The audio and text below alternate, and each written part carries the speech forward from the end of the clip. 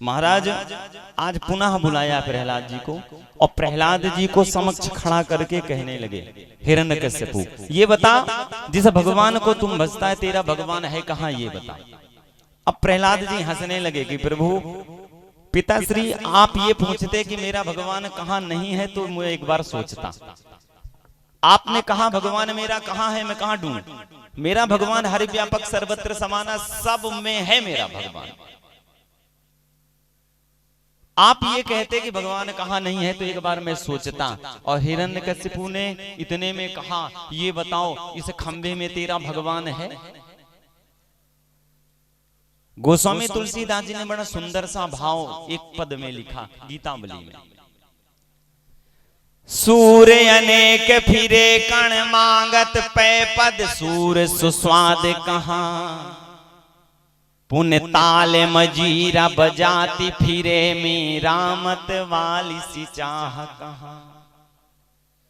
सिया राम कथा कितनों ने लिखी, पर तुलसी सो मर्यादा कहाँ। और नरसिंह बसे प्रति खंभन में, पर ढूंढन को प्रहलाद कहाँ, पर ढूंढन को प्रहलाद कहाँ। और महाराज जैसे ही इशारा किया खंबे की तरफ, प्रहलाद जी ने कहा हाँ इसमें भी मेरा भगवान है। और महाराज खड़ग उठाया और जैसे हिरण्यकशिपु मारने के लिए किया, खंबा फाड़ करके भगवान नरसिंह का रूप धारण करके प्रकट हो गए। बोलो नरसिंह भगवान की। और महाराज प्रकट हो करके भगवान ने क्या किया, हिरण्यकशिपु को पकड़ा और पकड़ करके बाहर ले गए। घर के बाहर वाली जो डेहरी है वहां जाकर के बैठ गए, गोद में लिटा लिया हिरण्यकशिपु। हिरण्यकशिपु को गोद में लिटा करके कहने लगे, बेटा अब मैं तुम्हें मारने जा रहा हूं। हिरण्यकशिपु ने कहा मुझे नहीं मार सकते। हिरण्यकशिपु ने कहा मैंने ब्रह्मा जी से वरदान प्राप्त किया है, ना अंदर मरू ना बाहर। भगवान ने कहा देख ना तू अंदर है ना बाहर। हिरण्यकशिपु ने कहा ना दिन को मरू ना रात को। भगवान ने कहा देख सायंकाल की बेला है। हिरण्यकशिपु ने कहा 12 महीनों में ना मरूं, ये ब्रह्मा जी से मैंने वरदान प्राप्त किया है। भगवान नरसिंह ने कहा देख 12 महीना नहीं, अधिक मास में अपने भक्त के लिए मलिमास बना करके आया। हिरण्यकशिपु ने कहा ना नर से मरू ना पशु से। भगवान ने कहा देख आधा नर आधा पशु हूं। हिरण्यकशिपु ने कहा ना अस्त्र से मरू ना शस्त्र से। भगवान ने कहा देख मेरे हाथ में शस्त्र नहीं है, मैं अपने इन आंखों इन नाखूनों से ही तेरा मर्दन कर दूंगा। और इतने में भगवान ने उदर में अपने नाखून डाले और फाड़ दिए। बोलो हिरण्यकशिपु मर्दन भगवान की। अब महाराज हिरण्यकशिपु को मारने के बाद नरसिंह भगवान और क्रोध में, लाल लाल आंखें। प्रहलाद जी देख करके डर गए और प्रहलाद जी डर गए। भगवान पास में गए, भगवान ने आलिंगन किया और भगवान आलिंगन करके अपने भक्त को रोने लगे। और भगवान रोने लगे। रोने से जो आंसू प्रहलाद जी के ऊपर गए और इतना भगवान रोए कि आंखों के आंसू से प्रहलाद जी भींग गए। और महाराज भींग गए तो भगवान एक लीला करने लगे। भगवान लीला इसलिए कर रहे हैं कि मेरा जो ये प्रहलाद है ना डर गया है। महाराज अपनी जिह्वा से, जो पशु का स्वभाव होता है, पशु क्या करता है, पशु चाटता है ना अपनी जिह्वा से। और भगवान अपनी जिह्वा से प्रहलाद जी को चाटने लगे। बोलो बांके बिहारी लाल की जय, सांवरिया सरकार जय। और महाराज स्वयं भगवान ने राज तिलक किया प्रहलाद जी का। इतने में राजा परीक्षित ने पुनः प्रश्न कर लिया कि महाराज हकीकत में हमारे जीवन में यदि सुख है और हम भगवान का स्मरण करते रहे तो दुख आएगा कि नहीं आएगा? सुखदेव जी महाराज ने एक सुंदर सी कथा श्रवण कराई, गज और ग्राह की। महाराज गज हाथी अपने सपरिवार सहित सुखपूर्वक भगवान का भजन करता था। अकस्मात घटना घटी, तालाब में जब नहाने गए सारा परिवार, गज का ग्राह ने पांव पकड़ करके अंदर ले जाने लगा मारने के लिए। महाराज स्मरण किया भगवान का, भगवान आए अपने चक्र से ग्राह का मर्दन कर दिया।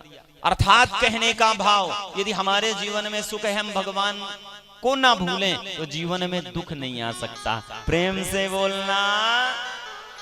इसके बाद सुखदेव जी महाराज ने राजा परीक्षित को समुद्र मंथन की कथा श्रवण कराई।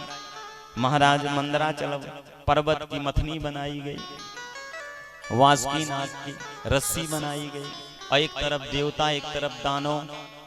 महाराज घर्षण करने लगे।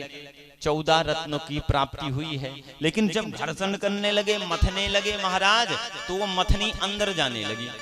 और जब अंदर जाने लगी तो भगवान का सभी ने स्मरण किया, तो भगवान ने कच्छप रूप धारण किया और उस मथनी को अपने पीठ पे धारण किया। बोलो कच्छप भगवान जय। अब महाराज जब मथुरा समुद्र में चालू हुआ, तो जब जल किलोल करने लगा और जल में रहने वाले जीव घबराने लगे, तो भगवान को सभी ने याद किया, तो भगवान ने मत्स्य अवतार धारण किया। बोलो मत्स्य भगवान जय। महाराज 14 रत्न निकले और 14 में सबसे पहले महाराज विष निकला और सबसे लास्ट में अमृत। अब विष निकला ना, तो किसकी याद आई सभी को? भोले बाबा की। भोले बाबा, विष का काम हमारा नहीं है। भोले बाबा आए, भोले बाबा ने हालाहाल विष को अपने कंठ में धारण कर लिया। तभी से भगवान का नाम पड़ गया नीलकंठेश्वर महादेव। बोलो नीलकंठेश्वर महादेव की। जो जिसके सुयोग रत्न था उसको मिला। और महाराज इसी 14 रत्न में धनवंतरी का रूप धारण करके भगवान आए। बोलो धनवंतरी भगवान की जय। और जब अमृत निकला तो देवता और दानव आपस में लड़ने लगे। और जब देवता दानव आपस में लड़ने लगे तो महाराज भगवान ने क्या किया? मोहिनी रूप धारण किया। बोलो मोहिनी भगवान की जय। महाराज मोहिनी का रूप धारण करके भगवान ने देवताओं को अमृत पिलाई। इतने में महाराज राहु को पता चला। और जब राहु को पता चला तो राहु महाराज देवताओं का रूप धारण करके आए। और सूर्य चंद्रमा ने बताया, भगवान ने अपने सुदर्शन चक्र से धड़ को अलग कर दिया। उसी समय से राहु 2 भागों में हो गया, राहु और केतु। बोलो बांके बिहारी लाल जय। बड़ी सुंदर समुद्र मंथन की कथा श्रवण कराई। इसके बाद प्रहलाद जी के आगे वंश का वर्णन करना प्रारंभ कर दिया। हिरण्यकश्यपु के प्रहलाद, प्रहलाद के विरोचन के राजा बलि। और राजा बलि जैसा कोई दानवीर नहीं, राजा बलि जैसा कोई दानवीर नहीं है, असुरियों नहीं। महाराज काम है देवताओं को सताना, लेकिन गुरु शुक्राचार्य ने बता दिया है जग में राज करना है, काम करना पड़ेगा। संतों की सेवा, ब्राह्मणों की सेवा, और कभी भी गौ की हत्या नहीं करनी है। महाराज इतना काम करता और सारे देवता थर्राते, सारे देवता थर्राते। और महाराज यहाँ तक कि जब देवताओं का राज, देवताओं को भय लगने लगा कि हमारा राज्य चला जाएगा, और ये पता देवताओं की माता को पता चला, तो महाराज मैया ने क्या किया? पयोव्रत का विधान किया। देवताओं की माता कौन है? अदिति। पयोव्रत का विधान किया। पूछा किससे? कश्यप महाराज अपने पति से कि हमें ऐसा पुत्र चाहिए जो राजा बलि को छले और हमारे जो पुत्र हैं इनकी रक्षा करे। और महाराज पयोव्रत का विधान प्रारंभ हुआ, अर्थात 15 दिन। ये जो कार्तिक चल रहा है ना, कार्तिक मास, इस कार्तिक मास में महाराज शुक्ल पक्ष के जो 15 दिन है ना, और इस 15 दिन में केवल दूध पी करके भगवान कन्हैया को जो पूजन करता है, भगवान का पूजन करता है, उसे वामन भगवान जैसा पुत्र की प्राप्ति होती है। बोलो बांके बिहारी लाल की जय। और महाराज पयोव्रत के विधान से वामन भगवान प्रकट हुए और मैया ने आदेश दे दिया, जाओ राजा बलि को छल खेला। और इधर राजा बलि क्या कर रहा है? और इधर राजा बलि यज्ञ कर रहा है। और महाराज यज्ञ कर रहा है, भगवान पहुंच गए, अब यज्ञ में मन नहीं लग रहा। जब से राजा बलि ने देखा भगवान को, भगवान के पास आए, अब यज्ञ करना बंद कर दिया। शुक्राचार्य जी कह रहे हैं बेटा बाहर ना जाइए, छलने आ रहा है, लेकिन ना कोई प्रभाव नहीं, क्योंकि भगवान इतने सुंदर हैं। भगवान की सुंदरता में मोहित हो करके महाराज राजा बलि आए और उन्होंने प्रणाम किया। बवन भगवान से कहने लगे प्रभु मांग लो जो चाहते।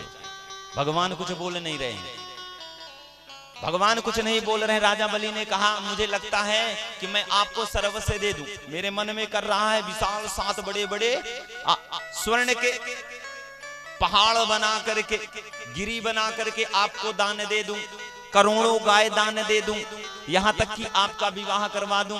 भगवान कुछ नहीं बोल रहे हैं। जब सब कुछ कह चुका राजा बलि, तब भगवान कहने लगे जब देना ही है तो एक काम करो, 3 पग भूमि दे दो। अब राजा बलि हंसने लगे, प्रभु मैं तो सब कुछ देना चाह रहा था, आप तो 3 पग में आपको केवल 3 पग चाहिए। बुरा ना माने तो एक बात कहूं, आप जितने छोटे हो बुद्धि भी आपकी उतनी छोटी है।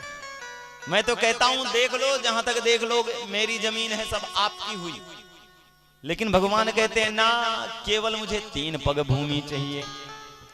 अग्रिम बुद्धि बानिया मध्यम बुद्धि जाट, तुर्क बुद्धि तुर्कणा, बामन चौपटना। भगवान ने कहा जो सोचना है सोच ले, लेकिन 3 पग चाहिए। इतने में राजा बलि ने कहा ठीक है ले लो। भगवान ने कहा संकल्प करो, जल लाओ। और महाराज जैसे ही जल वाला पात्र लाया गया जिसमें टोटी लगा हुआ है, जल लेने के लिए जैसे हाथ में शुक्राचार्य जी आए, टोटी में प्रवेश कर गए। शुक्राचार्य टोटी में प्रवेश कर गए। भगवान ने कहा जल बाहर नहीं निकल रहा है। राजा बलि ने कहा ना प्रभु पता नहीं क्या हो गया। भगवान ने कहा अभी मैं साफ कर देता हूं। भगवान ने अपने आसन से कुसा निकाला और निकाल करके उस टोटी में कुसा को डाला। शुक्राचार्य की एक आंख चली गई। बोलो बांके बिहारी लाल जय। एक ही साधे सब सधे। शुक्राचार्य की एक ही आंख क्यों गई? एक का मतलब होता है एक के सिवा कोई है नहीं है। हम आप अपने जीवन में जब सबको पकड़ते हैं ना, तब हमारा कुछ होने वाला नहीं है। जब हम एक को अपने जीवन में पकड़ेंगे, एक का सहारा लेंगे, बेड़ा पार होना पक्का। और महाराज अभी भी शुक्राचार्य नहीं मान रहे। शुक्राचार्य ने कहा जरा इधर आना। राजा बलि को कहा इधर आओ, ये भगवान है तुम्हें छल लेंगे। राजा बलि कहने लगे ये भगवान है तो हमारे यहाँ भिखारी बन के आए, मैं तो वैसे ही बड़ा हूं। लोग इनके दरबार में जाते हैं मांगने, ये मेरे दरबार में आए मैं तो और दूंगा। और मैंने अब तो संकल्प कर लिया है, यदि नहीं देता तो पाप लग जाएगा। इतने में शुक्राचार्य ने कहा 4 जगह पाप नहीं लगते। झूठ बोल दो तो 4 स्थान में पाप नहीं लगते। स्त्री सुनर में विवाहे चा, व्रत्यार्थे प्राण संकटे, गौ ब्राह्मण हिंसाया। जहां एक कन्या का विवाह ना हो रहा हो, आपके झूठ बोलने से हो जाए, वहां पाप नहीं लगता। और जहां किसी के प्राण अर्थ के पीछे जा रहे हो, आपके झूठ बोलने से उसके प्राण बच जाएं, वहां पाप नहीं लगता। जहां गाय और ब्राह्मण की हिंसा हो रही हो और वहां आप झूठ बोल दो, उनकी हिंसा बच जाए, तो वहां पाप नहीं लगता। बोलो वहां के बिहारी लाल जय। और महाराज इतने में भगवान ने कहा जरा इधर आना, वार्तालाप बस करता रहेगा, मुझे 3 पाक भूमि नपवा। और भगवान ने विराट रूप धारण कर लिया। और विराट रूप धारण करके भगवान ने 2 पग में सब कुछ ले लिया। सारे ब्रह्मांड को 2 पग में नाप लिया। तीसरा पग बचा। राजा बलि से कहने लगे संकल्प 3 पग का है, 1 पग भूमि कब देगा? राजा बलि कहने लगा प्रभु आपसे एक प्रश्न है, आप बताओ धन बड़ा होता है कि धन का स्वामी? भगवान ने कहा धन का स्वामी, क्योंकि धन की रक्षा कौन करता है? धन का स्वामी। तो धन का स्वामी बड़ा। तो भगवान कृपा करो 3रा पग मेरे सर में नाप लो। लो बांके बिहारी लाल की जय। भगवान ने ऐसे किया। भगवान ने कहा तो बेटा वरदान मांग ले। राजा बलि ने कहा प्रभु मांगने आए थे, भिखारी बन के आए थे, अब देने को कह रहे हो ना, मैं नहीं लेने वाला। भगवान ने कहा तो मैं अपने आप देता हूं, पातालपुरी का राजा बनाता हूं। भगवान ने पातालपुरी का राजा बना दिया। अब इतने में राजा बलि ने कहा प्रभु आपने अपने मन से दे दिया, मुझे चाहिए, अब मैं मांग रहा हूं। प्रभु जहां का आपने राजा बनाया उस मेरे महल में जिस भी दरवाजे से मैं निकलूं आप द्वारपाल बन के मुझे भी दिखाई दे, वहां बोलो बाके बिहारी लाल की। भगवान फंस गए। और महाराज बहुत दिनों तक भगवान को ये चाकरी करनी पड़ी। लक्ष्मी मैया को पता चला, लक्ष्मी मैया से रहा नहीं गया। लक्ष्मी मैया आई और राजा बलि को भाई बनाया, रक्षाबंधन, और दक्षिणा के रूप में उन्हीं को मांगा द्वारपाल जी। तब भगवान कहीं छूट पाए राजा बलि से। बोलो बांके बिहारी लाल की जय। सांवरिया सरकार की जय।